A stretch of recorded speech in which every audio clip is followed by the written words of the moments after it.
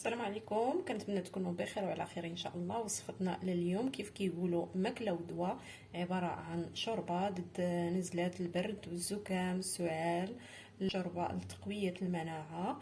بسم الله على بركه الله. عندي واحد الزلافه هنايا ديال الشوفان، زلافه صغيره ما يعادل واحد 3 المعالق فقط ديال الشوفان.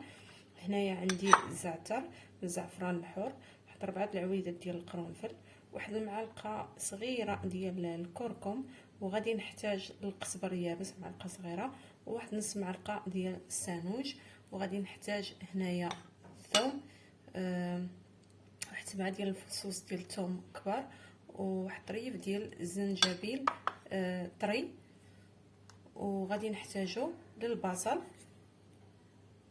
وكيف ما قلت لكم غادي نحتاجو هنا تقريبا واحد 3 حتى ل 4 ديال البصلات، يا اما 3 كبار يا اما 4 صغار. كيف ما كتعرفوا الفوائد ديال البصل راه هو مضاد حيوي، لا هو ولا الثوم ولا الزعتر ولا كاع هاد المكونات اللي حنا درناهم. ما نقويش عليكم الهضره. غادي نضيف هنايا، عندي قلت لكم هاد الطنجره دايره فيها البصله، غادي نضيف الثوم وهذاك الزنجبيل. يمكن لكم تعوضوه بالزنجبيل اليابس اللي ناشف الا ما كانش، وهذوك المكونات كاملين. وغادي نضيف الملح اكيد على حسب الرغبه. يمكن لكم تضيفوا الحار السودانيه او لا الابزار مع الحال البارد، يعني حتى شويه الحر كيجي زوين. المهم هذه وصفه رائعه، كتنقي الصدر، كتحيد كاع هذيك البروده اللي عندنا في الذات ديالنا، كتسخن الجسم، كتعطينا واحد الطاقه. وغادي نضيف الماء، غادي نحتاجو زيت الزيتون بالحق حتى الاخير، ما غاديش نديروها دابا حتى نطحنوا هاد الشوربه هادي. عاد نضيفوا زيت الزيتون، غادي ندير هاد الشيء يغلي فوق النار يغلي، ونعاودو نتلاقاو. المهم كيف ما كتشوفوا من بعد ما درنا البصله وداك المكونات فوق النار، من بعد ما غلاو تقريبا واحد ربع ساعه، غادي نحيد هذاك القرنفل وندوز باش نضيف هاد الشوفان. من بعد ما زولت هذوك الحبات القرنفل كيف ما كتشوفوا، غادي نضيف الشوفان.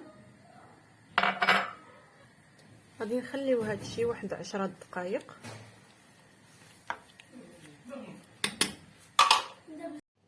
من بعد ما طاب لينا هاد الشوربه كيف ما كتشوفوا، غادي نطحنوها.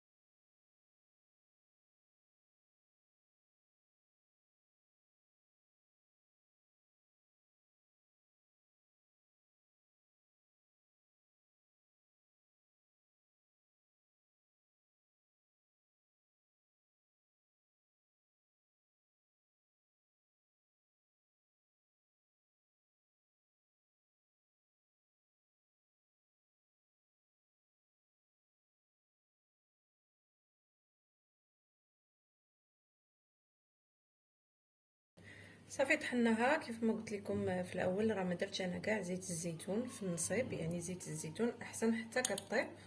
وعاد كنضيفو واحد 2 معالق هكذا، اولا شنو ما حبيتو على قدر يعني اللي قدرتو عليه. ولكن نكونوا اكيدين بان الزيت هو راه كينفع في هذه الوصفات وفي هذه الوقيته ديال البرد.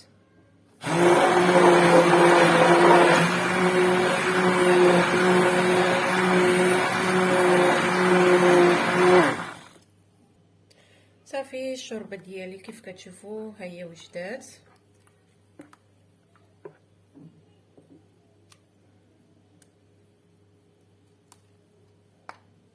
كنتمنى تجربوها لانها فعلا صحيه. تشربوها في الليل وتشربوها في الصباح على الريق، تكون على هذا الشكل هذا. وكنديروا ليها شويه ديال القرفه من الفوق.